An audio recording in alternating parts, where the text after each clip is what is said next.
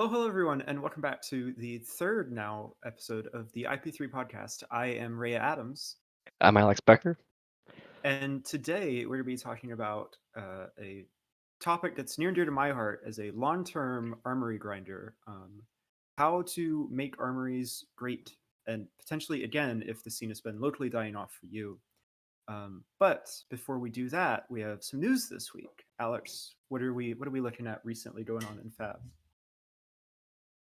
So just yesterday from us recording this, the Pro Tour LA registration is up. So if you've qualified for that and are planning to go to that event, don't forget to register. Also, promo energy potions. Pretty Mhm. cool. Not just promo energy potions, cold foil extended art quote promo energy potions, which as someone who owns two originals, I'm very happy that I'll get to complete my playset of cold foil epots. It's gonna be weird to have them mismatched, but wow, the art on these is pretty gorgeous. Um, I've seen a few complaints that it doesn't look like an energy potion. A lot of people are like, "Oh, it looks more like a time snap potion." But you know, Have you viewer ever feedback. drank an energy potion? Have you ever drank a I, time snap potion? I I think haven't. I think I've gotten close a couple of times, but it involved a lot of energy drinks, which are probably not exactly potions. More like a crazy brew. Yeah. So at this point, also we now know all the heroes and heavy hitters, Mhm. but we're gonna dedicate a full episode and maybe more than one once we see more spoilers. So we won't go into all the heroes, but at least now we know what all the heroes are, even though we don't know I'm the just full support. I'm just gonna say this real fast. I think it's hilarious that we now have Mill in Flesh and Blood, and it intuitively means exactly what you think it does if you have played other card games in the past. I'm very excited about Victor. I think he's going to be a very interesting deck, but that's a topic for next time. Yeah, we can't really talk about the new heroes because I've wanted to brew and build Olympia now for since it got spoiled, but it's like it's a hero based around gold tokens, but we don't have any like gold payoff tokens, and I feel like Victor's the same way. It's like trying to build Dromai during Uprising spoiler season, and you have like two of the invokes. It's just like the deck doesn't exist yet. Yeah. But that's the news. Main topic today. So there's a lot of local scenes in Flesh and Blood that kind of see varying levels of armory attendance, and I think it kind of comes in waves, right? Of like armories are really surging in popularity, it dies off for a bit. And we've kind of been going through that same cycle in our local Cleveland area, and it's kind of posed us the question, at least internally, like if we want to make armories more desirable for players, what does that actually look like from our perspective, from LSS's perspective, from the game store's perspective? So, kind of wanted to go through each of those today and see where kind of everyone can pick up the slack a little bit, because I have close to 4,000 lifetime XP at this point. I love playing Flesh and Blood, and I love playing Flesh and Blood at Armories, and so it's uh, a topic, a motivation that's near and dear to my heart for sure. Um, I, Go ahead.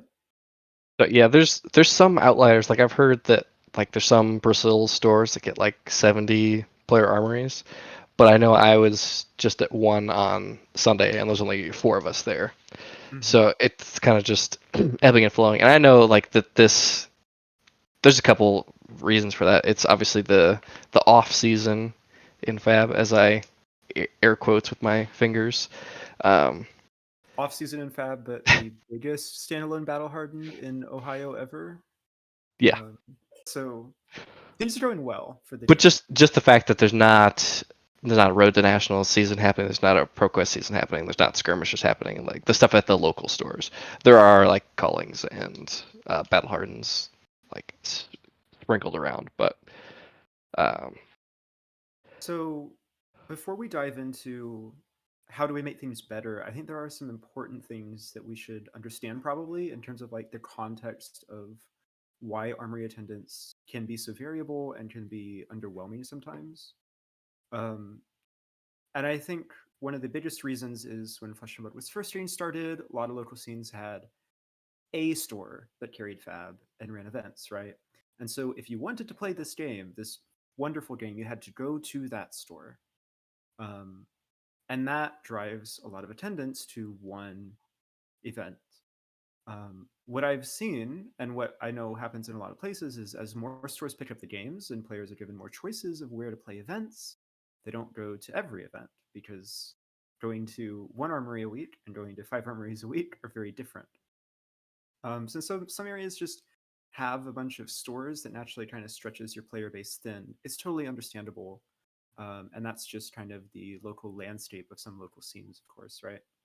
Yeah, because when Fab was a little younger in the, it's gonna be a lot of us talking about the Cleveland, Ohio area, but there was one store that carried the game when I first started playing, Mm-hmm. so that was the only place you could go, and we were like minimum was probably 20 players like for Armory, which is great.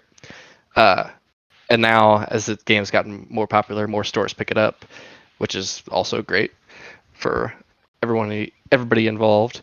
But then I think at this point in Cleveland, you can, if you're willing to drive probably 40 minutes, you could go to an armory every day of the week. Yeah. I think the issue is that, like I said, on Sunday I went to 2 armories, one in the morning and one in the afternoon. The one in the morning we had 7, which is good. I mean, it's a Sunday morning. We've got other things to do.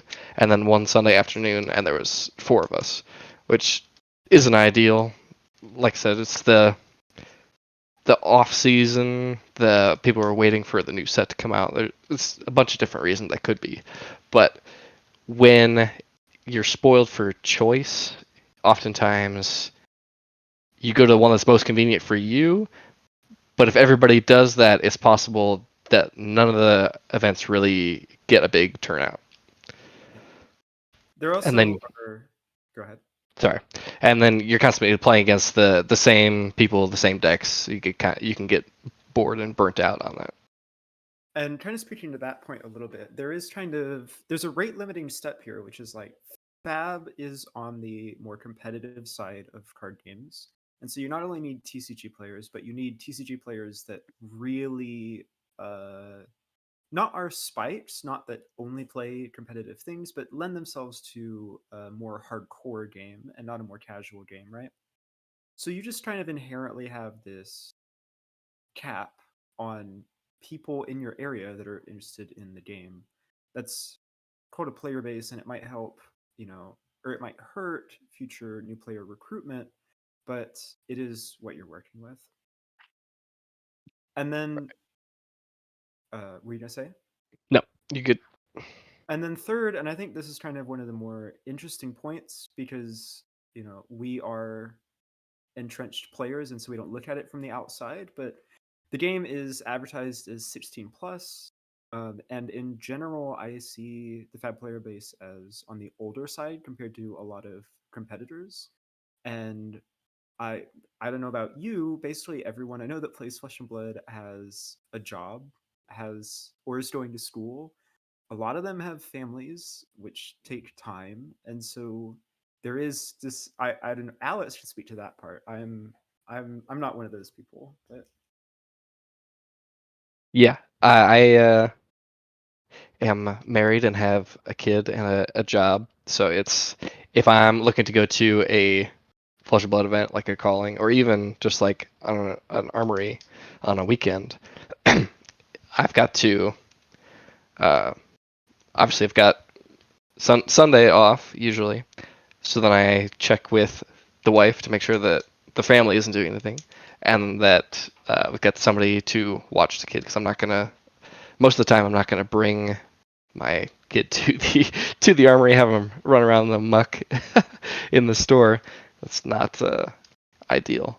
But I think another point to it being um, advertised for 16 plus, you're not getting uh, random parents walking into the store and being like, "Hey, I want to get my kid who's interested in card games, like a TCG pack. If they do that, they're probably gonna go Pokemon, Yu-Gi-Oh, the staples. I mean, maybe Magic if the kids showed interest in it, but I don't think that a random parent would just grab a pack for a unknown unknown to their kid, um, like Flesh and Blood pack when it's advertised as 16 plus for their 13-year-old or whatever. Mhm.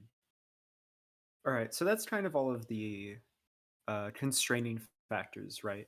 But there are a lot of great things about armories. It's a way to get games in outside of your, small constrained testing groups. It's a way to build community with your locals, et cetera, et cetera. So how do we promote that? How do we make it better? And there's from a couple of different angles, right? We're going to go straight for the throat off the bat. What can LSS do better to improve armories? James White, if you're watching, hit us up. I think there's a couple of things here, and I want to highlight the January Armory kit as I start this first point. I think the hero specific kits as new draftable sets come out are really cool. So you've got the Dash set that has Coldflow Symbiosis shot. It's got the Dash poster for your store to put up. And it's got Soup Up, which I think Red Soup Up has been a pretty reasonable staple in Dash IO. Um, and getting those Rainbow Foliage Center Art promos are really cool. You've got the same thing with Tekla Vosen and the Cold Foil Tekla Leveler. And this month we have the Max kit, which I think Max is a really sweet deck. I've played it on my channel before. Cold Foil Banksy, awesome. Every Max deck is playing that. And it is a gorgeous foil. And Rainbow Foil Extended Art Gas Up, which this kind of leads me into my first point, which is that I think Armory promos, especially not the first place prize ones, could be a bit better. So like, come on, LSS. Why was this not recharge? Why was this not the staple card that's at least 3 of in every max deck, and sometimes 6 or 9 of them? Gas Up is a really sweet limited card that has interesting strategies of like, oh, I banished my hyperdriver, I'll get it back, or I scrapped my hyperdriver, put it in my banish, now I'm gassing it back up. But A, this could be a more playable common staple. It's not like I'm suggesting to put, extended art twin drive in the armory promos. I'm still suggesting like another common from the same set, but I think there for like common Rainbow Foil promos that are supposed to be getting people in the door, the misses are a bit too common there in the armory kits. Like, Alex, can you tell me the text on Hungering Demigon, which was a Dust Till Dawn armory promo extended art?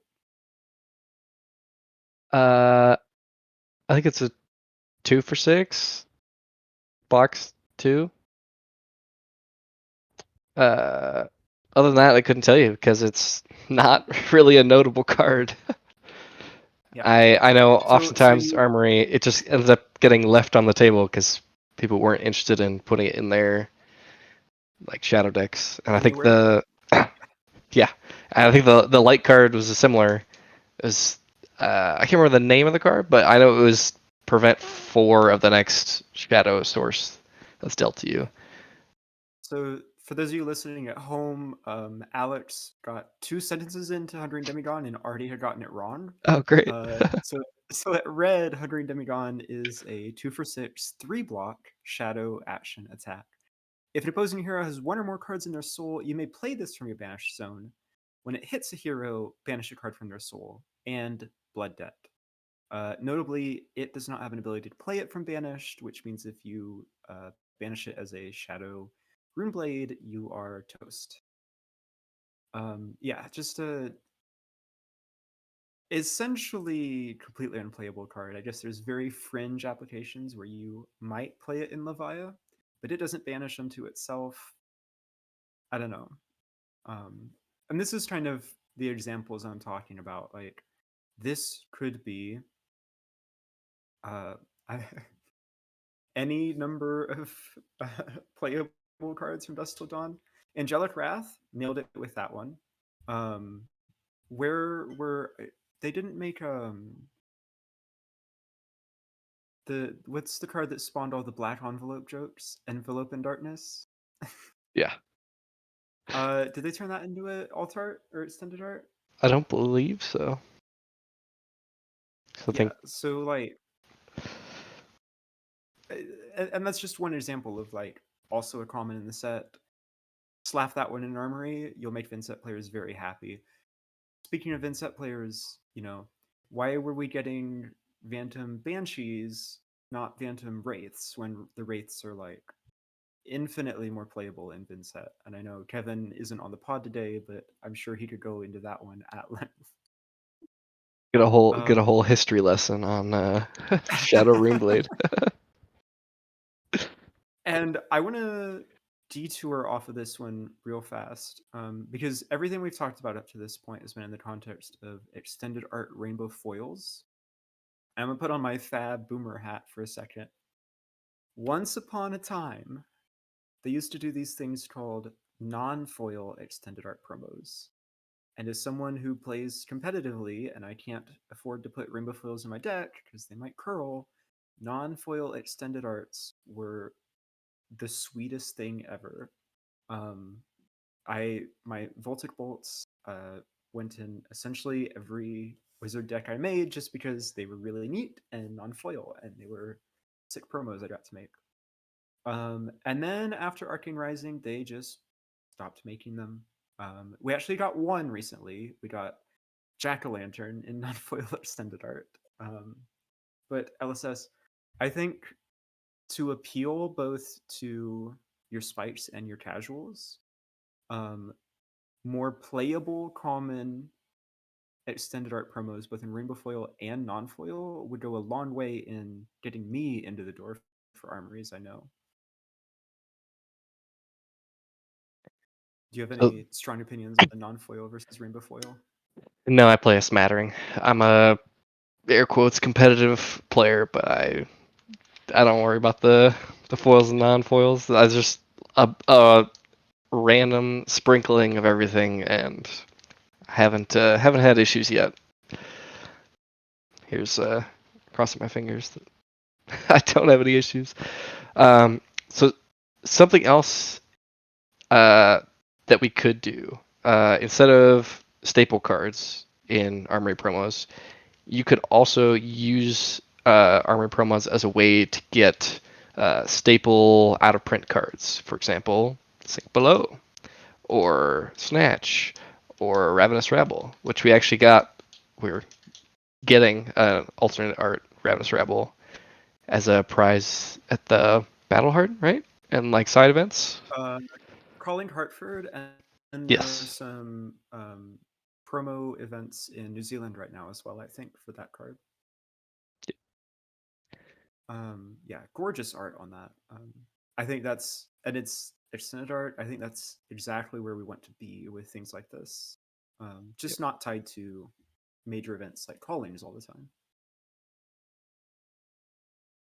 You could Um, go that route of using the Armory promos as a way to uh, trickle very popular cards that are out of print back into relevance if you're not going to print them in a limited set. Because I think the plan going forward for LSS is to do all draftable sets. So if Sink Below doesn't fit into your draftable set, no reason to take an expansion slot to put Sink Below. You could just make it an Armory promo for a month.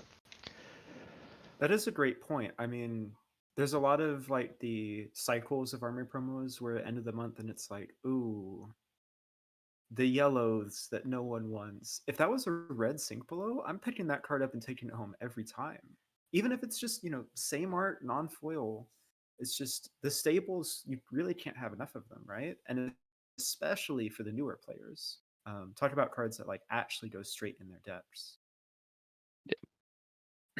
So, And so the then last, yeah, the last this, thing this is that this is pretty radical idea. this is my spicy. I'm bored at work, so I'm thinking about fab? When am I not? But I was trying to think because we no longer can qualify for the Pro Tour and Worlds with XP, which I Right. think, I'm very sad as someone who is perpetually on the doorstep of the top 50 lifetime XP. yeah, there's good and bad, and we're not going to debate that here. I personally do think that you should still use XP for qualifications to your country's nationals. It's like Mhm. rewarding players who can play locally a lot. But my thought is when a player gets to 2000 XP, which is quite a lot. I've been playing since before Crucible of War came out, and I'm sitting at like 1300. Um, I think that if you hit 2000 XP, you should earn a PTI, which is a hot take. But I think it allows players that, like in the Cleveland area, for example, we have Rhea, who's obviously a great player. Got plenty of other great players to the point where it's hard to win a ProQuest or top four Erosion Nationals just because there's a lot of quality players. And one argument is, oh well, if you didn't win, like you don't deserve to qualify for those big events. But I think if you are playing the game enough, interacting with the community enough, like winning because you get XP from winning enough to get 2,000 experience points, you should earn a PTI. And if you want to, like we have a player locally, Chase. He plays a ton of local events.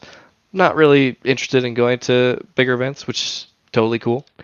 But if once he hit 2,000 XP, he got a PTI. Now he's got two options. He can gift it and then take whatever that person thanks him with, uh, and be able to take that and recoup, I like in air quotes, some of the money that he's paid for entries into just the local armories. Or it's like, you know what, 2030, I'm gonna go to like Flesh and Blood World Championship because I've been playing for 5 years. I hit 2,000 XP. I'm gonna make an event out of it, and we'll see how I stack up against players that aren't my locals. So Just I want to jump in real fast. By the way, shout out to Chase Mitchison, aka Croony Moons, the example, the person used in that example, but also the composer of our intro music. So thank you very much, Chase. Yeah, I think it's a very interesting idea. So we actually crunched the numbers on this because we don't want to dump 4,000 PTIs into the into the wild and make them all worthless, right? Because as Alex was insinuating earlier, they can be gifted, and there's frequently monetary or other compensations that accompany that gifting in kind of a mutual exchange, which we will not explicitly refer to as selling. Um, so there are 380 people on the Fab TCG leaderboards that have 2,000 or more lifetime XP, and this is as of January 6th, 2024. And there are less than 25 people between 4,000 and 7,000. Um, so this would be injecting, around 400 extra PTIs into the environment. But, Brody already has, I think, 150, so it's only like a 10% increase in the global PTI population. I'm curious what others think about this because I've talked uh, to some players in our Discord about it. But leave a comment and see. Let me know what you think. Is this a good idea? Should LS do this, or maybe you change it to 4,000 XP, and this is a good idea. And then there's only, what did you just say, 20, 25, uh, 25 more? less than 25 people between Okay. 4K and 7K.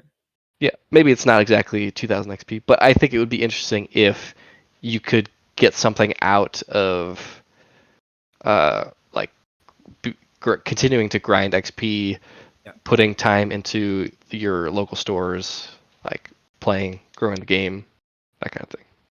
Yeah.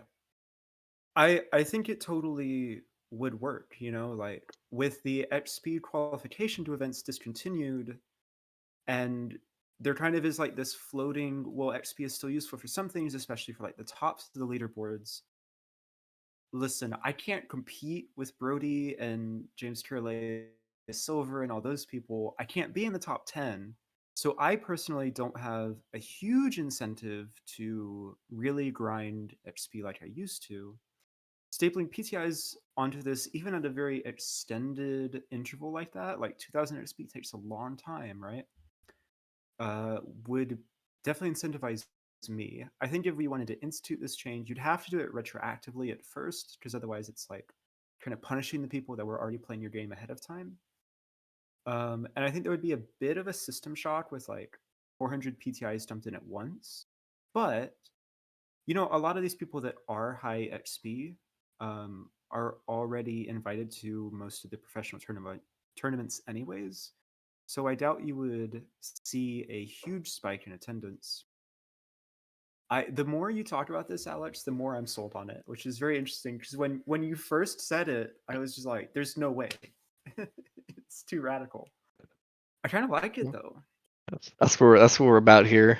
Radical ideas get clicks. Yeah. How else are we Well, gonna buy our milk? so that's 3 or 4 ideas for LSS. Um, of course, uh, armories aren't specifically run by LSS, though there is someone more direct that can step in and improve armories immediately, and that's the local game stores. Um, I don't know what. So we already had the genius idea from you about 2K XP equals PTI. What else you got for us? What can stores do? All right, knuckle crack. Here we go. So I think stores first of all have to care a little bit, put in a little bit of effort, which some stores are more than willing to do, others just aren't, and that's kind of just the reality. But I think that you can make things interesting by rewarding winning armories with certain heroes. Like okay, this month, if you win the armory with Riptide, for example, who is generally a lower powered hero, it gives everybody a challenge uh, to deck build or know, okay, I'm going to play against quite a bit of Riptide this month, so I'm going to tech my deck a little bit, maybe put in some D-React hate or something like that.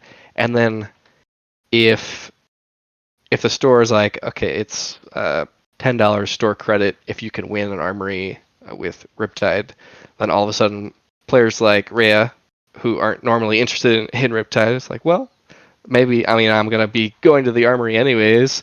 Like there's not an, there I'm waiting for the new set to drop, so I'm just gonna try and see if I can spike this with Riptide, show up and Absolutely. I'll take my Azalea deck, I'll take Red Ledger out, and I'll put Intoxicating Shot in, and I'm good to go.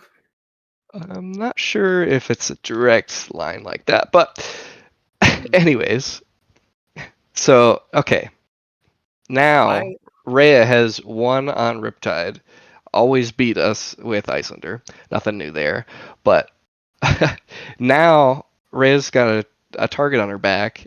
The store is gonna implement player bounties. So if the same person, if you win the armory back-to-back weeks, you get, I don't know, $5 store credit, a pack, right. something. Um, and then if we come in the next week, Rhea won last week. I faced Rhea in round one, and I beat Rhea. Now I get the player bounty. I get the pack, the $5 store credit, et cetera, whatever the store wants to put over for it. But just okay, I know that Rhea is gonna be playing Riptide, so let's see, I'm gonna play Prism because I Kano. think, yeah, there you go. I'm gonna bring Kano to try to get the bounty that's on Rhea. So I have two things here. I think the incentivizing playing the weaker heroes is a great idea. And I also think that could translate really well to larger events as well. Like, I want to see promos go to the highest placing Riptide at each calling, right? Et cetera, et cetera. They used to do that back in the day. They need to bring that back. But, um, like having theme months, we had a store that did Light versus Shadow Armory, which was immensely cool. Team Um, tournament you too. know, it was team as well. So yeah, like these like ways for the stores to shake it up are awesome. Your second point, I think, is really important. Even just zoomed out, is that stores need to, in terms of price support, they really need to not just lean on the armory kit. Because as we talked about earlier, the armory kit can be underwhelming at times. Store credit, prize packs, whatever they can afford to get players in the door and looking at their product and spending money on sealed boxes and sleeves, etc. And I love the creative adaptation of that in the player bounties, but I really feel like that extra gravy on top of the meat and potatoes that is the armory kit is really how stores can do their part, right? Um, I do think there is one missing piece that, at least in our local scene, has kind of died down, um, which is the new player events. New player events are how I got into the game. My very first gem event was a new player event at Gamers Haven in Parma, Ohio.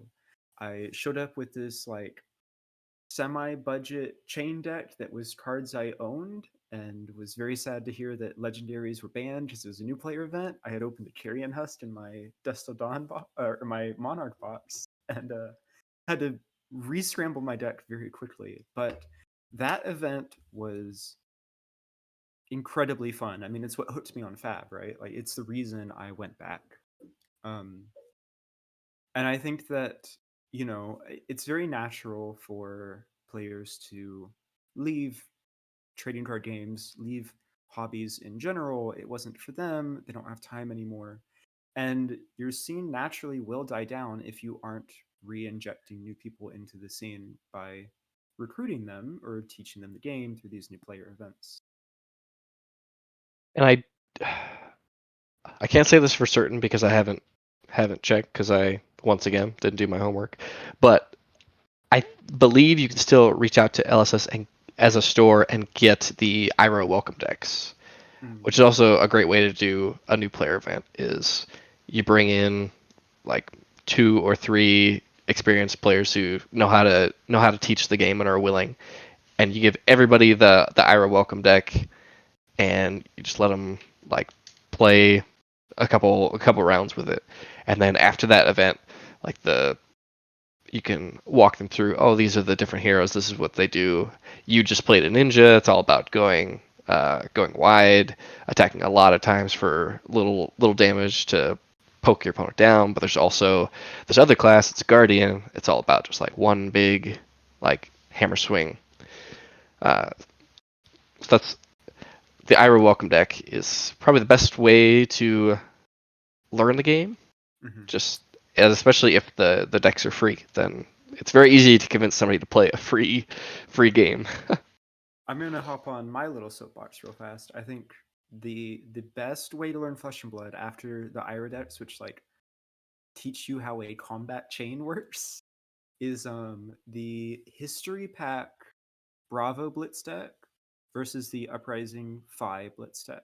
I think you hand a new player or two new players those two decks because they teach you, after Ira teaches you the basic core concepts of the game.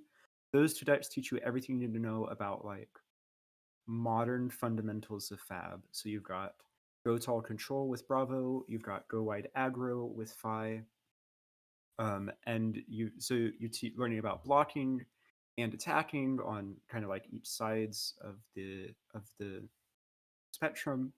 And then Phi also has a very gentle introduction to talents at the same time, because like, oh look, some of my cards care about if they're draconic or not. But the whole game isn't bogged down by that. It's not like super important to the Bravo, for example. That's my soapbox rant about what new players should play off the shelf. Um, all right, so we've talked a lot about telling other people what they can do, right? We've yelled at LSS and we've yelled at game stores at this point. Do you have anything else to say about how game stores could improve armory attendance? I'm sure there's a smattering of other ways, but we can move on. We've done our damage.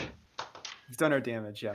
So we should stop being just telling other people what to do. What can we as players do better? And this is probably the most pertinent to you, the listener, because presumably, just statistics wise, you're not a game store owner. You don't work at LSS. You are someone that plays Flesh and Blood. So I think, and I just talked about this, the best off the shelf thing was, Blitz 5 versus Blitz Bravo precons. But I think the best thing that an established player can do for recruiting armories, show up with a box of bulk. Oh my God. New players love getting bulk, and established players can't get rid of it all. I will even do you one better, and I think you can do that. But also, if you show up with, I know in Cleveland we play a lot of Classic Constructed. Mhm. So if you show up with a box of bulk, but in it are three already built Yep. decks of just like commons, rares, whatever is extra, but the deck is already built and has the correct like blue resource ratio so that it's actually playable, even though it's not going to have the most powerful things. They're gonna see uh, what the that hero has to offer. If you actually show up with decks and hand them, be like, here is the deck that you should play at this event right now, and then here are cards that you can add after uh, if you want to change it up in any way you see fit. Mhm. And we're not talking about like, going on Fabrary and typing out the perfect common and rare deck list using uprising cards and making exactly that 80. If you get close and if the resource ratio is correct, which Alex mentioned, that part's really important. You need the deck to work, but it doesn't have to be pretty. It can just be cards you own. Um, Also, I think I would say even don't even go to 80. Just hand a new player a 60 60 cards. for that, Just yeah, play yes. these 60 cards. And you could do a very similar thing with Blitz if your store and play is a lot of Blitz. Mhm. It's like, here's a Blitz deck. This functions. It's got the right resources in it. It's not just all red cards or Yeah. all blue So cards.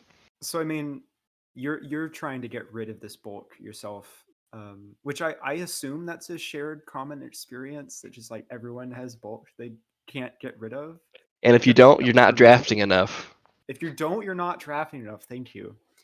Um, but I think it's so like it's no monetary cost to you as the invested player. It takes a little bit of time, but I think actually it's kind of an interesting exercise in making sure that your deck building chops are still there. Like, yeah, if my average cost per card is zero point 0.8, how many resource cards do I want in this deck? The answer is, 15-ish. Um, and so I think there's kind of some value to be gained on both sides.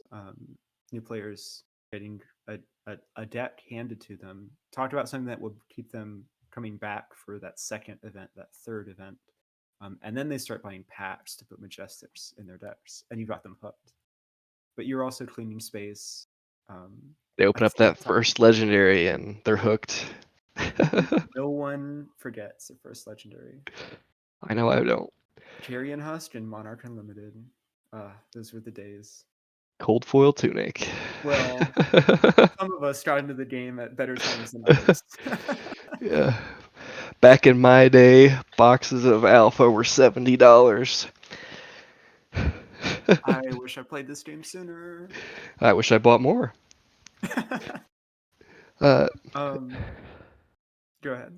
all right. So another thing that you, as an established player, can do at Armories, and I would encourage this especially if you are le- starting to lean, trying to go competitive, move on from your locals, start going to Yeah. callings. Like the target audience of this cast is at Armories. It doesn't matter. Let your opponent take anything and everything back. Like as long as it's on that turn, and you're not rewinding the game 5 turns back to do the correct something. If they play a card and go, "Oh wait, I should have pitched this instead," just let them do it because it's better for you because they've obviously found a better line. So it makes the game tougher for you, which is good because now I mean you're going to be playing against players at callings that don't make mistakes like that. So you might as well get the reps of okay, this is the worst that this turn can be for me, and then also it lets them work out on the fly what things are good, how they should be playing it. And then if you see, for example, somebody uh, blocks with a 2 block, for example, and then you end up hitting them, and then you see on their turn, like they had the same, a similar damage output, but they could have blocked 3 block and not got hit. You just switch it, and you just like correct the life total. Just make the game feel good for them. Let them play the best, but also give yourself a challenge. Yeah. I think what you said about like, especially if you are that aspiring competitive player, that's a really important point because there's always that temptation of like, oh, I'm trying to get better at the game. I'm getting really into that competitive mindset of just like, I'm not going to do any takebacks. But my opponent, I'm not going to let have any takebacks. Don't fall down that rabbit hole because it just ends up being unfun. And you know, these armory events, these tier, is it tier one or tier four is at the bottom? I never remember in which order they're stacked, but these most basic tier of flesh and blood events, they're you're there to play flesh and blood, but you're largely there to be in a social gathering environment with people that ultimately, hopefully, are your friends, right? Or people that you are becoming friends with. And no one wants to be that jerk in these scenarios. And if somebody doesn't let you take back, it's not necessarily that they're a jerk. I would just Of say course, that of course. if Ray and I are playing at an armory, we are competitive players. Rhea plays a card. Oh no, I should have done this instead. Just fix it. I want the best that your deck has to offer to play into me, so that I get used to if somebody doesn't make that mistake. Obviously, at competitive level events, like if we are at a pro quest, probably not gonna let you take it back because we're trying to qualify for stuff.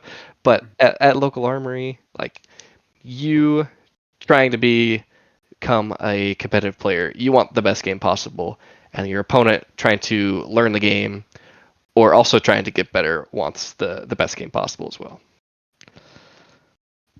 And then I think our last point for today, um, this one can be a bit awkward because it feels like everyone has that one game store in their area that's just, they get their road to nationals, they get their armory allocation, and they're just like, we are going to have events Friday's a bad example, Tuesday at 6 p.m. And you look at your calendar and there already is a store that does Tuesday armories at 6:30 p.m., 20 minutes away.